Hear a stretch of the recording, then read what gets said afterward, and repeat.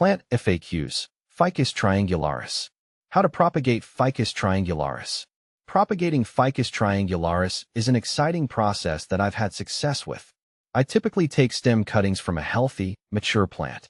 I make sure each cutting has several nodes and remove any leaves from the lower portion. Then, I dip the cut end in rooting hormone and plant it in a well-draining soil mix. I keep the soil moist and provide indirect light until roots develop, which usually takes a few weeks.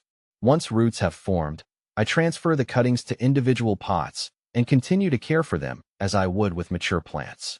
See more 880 species in genus Ficus at monsteraholic.com.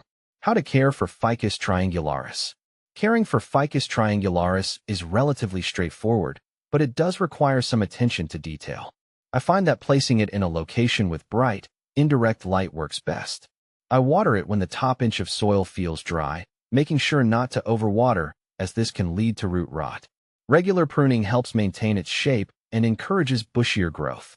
Overall, it's a rewarding plant to care for, and with the right conditions, it can thrive indoors for years. Is Ficus triangularis an indoor plant? Yes, Ficus triangularis is primarily an indoor plant.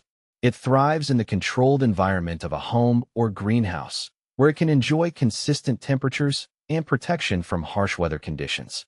While it can tolerate some outdoor conditions in warmer climates, it's generally best suited for indoor cultivation. Why is my Ficus triangularis dropping leaves? If your Ficus triangularis is dropping leaves, it could be due to various reasons. Overwatering, underwatering, sudden changes in light or temperature, or pests can all cause leaf drop. I would recommend checking the soil moisture, adjusting watering habits, and inspecting the plant for signs of pests or diseases to determine the underlying cause and take appropriate action to address it. Are Ficus triangularis poisonous to cats? Ficus triangularis is considered toxic to cats if ingested. The plant contains compounds that can cause gastrointestinal upset, such as vomiting and diarrhea, if consumed in large quantities. To keep both your cat and plant safe, it's best to place Ficus triangularis out of reach or opt for pet-friendly plants instead. Is Ficus triangularis toxic to dogs? Ficus triangularis is considered toxic to dogs if ingested.